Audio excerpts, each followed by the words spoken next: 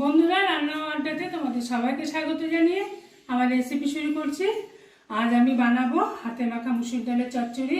খেতে অসাধারণ হয়, শীতে ভীষণ ভালো লাগে, গরম ভাতে রাত্রিবেলা তোমরা খেতে পারো। আমি বানাচ্ছি, কি করে বানাতে হয় তোমরা ভিডিওটি সম্পূর্ণ দেখো। আমি এখন একটা বড় বাটি নিয়েছি, এর মধ্যে একে একে সব ঢেলে দেবো। ডাল চচ্চড়ি বানানোর জন্য এখানে কিছুটা পরিমাণ মুসুর ডাল নিয়ে নিয়েছি। ডালটা আগে থেকে 10 মিনিট ভিজিয়ে রাখা ছিল। এবারে আমি ডালটা ঢেলে দিচ্ছি। পুরোটা ডাল আমি দিয়ে দিলাম। এরপর আমি নিয়েছি একটা টমেটো, বেশ লম্বা করে কেটে নিয়েছি। এখানে আছে দুটো আলুকে লম্বা করে কেটে নিয়েছি। আর নিয়েছি কাঁচা লঙ্কা, 4টে কাঁচা লঙ্কা বেশ কুচি কুচি করে কেটে নিয়েছি। আর দুটো পেঁয়াজ কুচিয়ে নিয়েছি। এবার এই সবগুলো আমি একে একে দিয়ে দেব।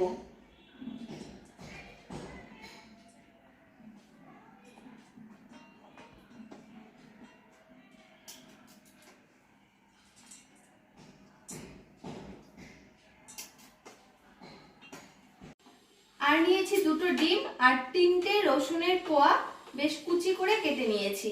আর কিছুটা ধনেপাতা কুচিয়ে নিয়েছি। এর মধ্যে এখন কাঁচা সরষের তেল অল্প পরিমাণ দিয়ে দিলাম, পরিমাণ মতো লবণ দিয়ে দিলাম, পরিমাণ মতো হলুদ দিয়ে দিলাম। এখন এগুলোকে ভালো করে মাখতে হবে।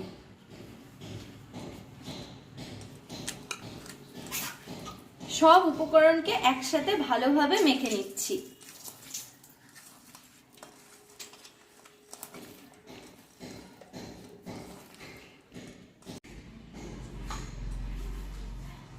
আমি সবগুলো উপকরণ বেশ ভালোভাবে মাখিয়ে নিলাম।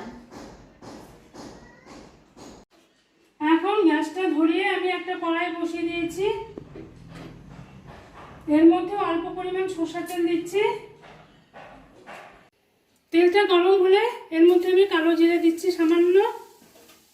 একটু নাড়াচাড়া করে নেব।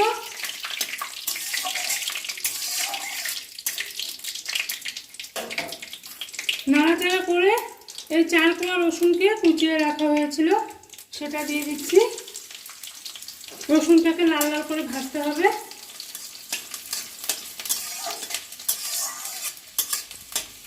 রসুন লাল লাল করে ভেজে নিয়েছি। এখন এই উপকরণগুলো এর মধ্যে দিতে হবে। মনা দিয়ে দিচ্ছে এর মধ্যে।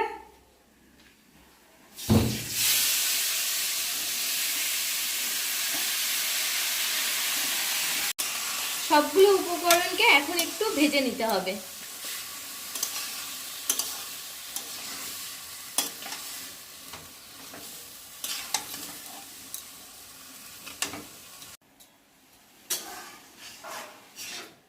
সবকিছু হালকা হালকা ভেজে নিতে হবে। ভেজে নিলে টেস্টটা ভালো হয়। তোমরা একবার করে দেখো। একদম ঝামেলা কম, ঝামেলা ছাড়াই রান্না হয়ে যায়, খেতেও অসাধারণ লাগে।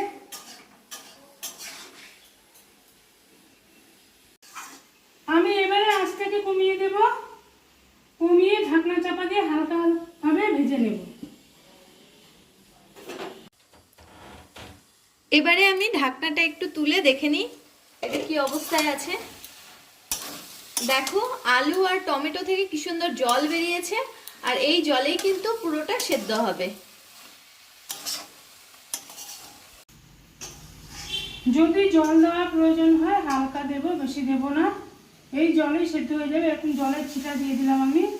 দিয়ে আবার আমি ঢাকনাটাকে চাপা দেবো। আঁচটা একদম কমিয়ে দিতে হবে, ভাপে ভাপে সেদ্ধ হবে।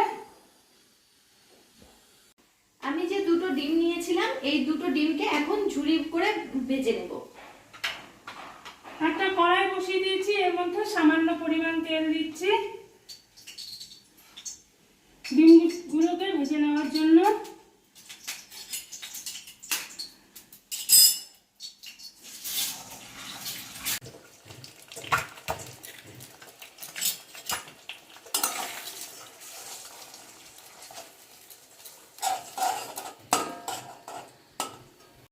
ঢাকনাটা তুলে আমি আবার নেড়ে দিচ্ছি। আলুটা সেদ্ধ হয়ে গেছে, ডালটা একটু হবে। ঢাকনাটা এখন আমি খুলেই রাখবো। ডিমটা এভাবে ঝুরি করে নিতে হবে।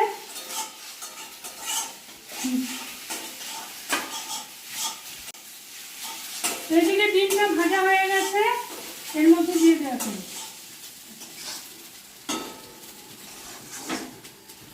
এই ডাল চচ্চড়িতে ডিমগুলো দিয়ে দেবো।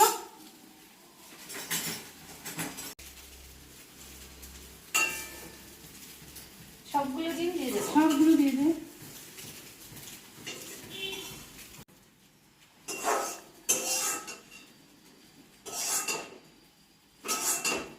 এখন ভালো করে মিশিয়ে নেব, কিছুক্ষণ মিশিয়ে নেব। ভালোভাবে ডিমের ভুজিয়া আমি মিশিয়ে দিয়েছি। এখন এর মধ্যে এক আটি ধনেপাতা কুচানো ছিল, সেটা দিয়ে দিচ্ছি। সবগুলো দিয়ে দিলাম, ভালোভাবে মিশিয়ে দেব। ধনেপাতা দিয়ে বেশিক্ষণ রান্না করব না, তাহলে ধনেপাতার গন্ধটা চলে যাবে। আমি ভালো করে মিশিয়ে দিলাম। হাতে মাখা ডাল চচ্চড়ি তৈরি হয়ে গেল। এখন নামিয়ে নিচ্ছি। বন্ধুরা, ডাল চচ্চড়ি হয়ে গেছে। ডালটা কিন্তু একদম গলে যায়নি, বেশ গোটা গোটা আছে, আর এভাবেই খেতে কিন্তু খুব ভালো লাগে। বন্ধুরা, হাতে মাখা ডাল চচ্চড়ি তৈরি হয়ে গেছে। খেতে কিন্তু অসাধারণ লাগে। তোমরা এইভাবে বাড়িতে ট্রাই করতে পারো। আর আমার চ্যানেলটিকে সাবস্ক্রাইব করে দিবে আর আমার পাশে থাকবে। কাল আবার দেখা হবে তোমাদের সাথে অন্য ভিডিও নিয়ে।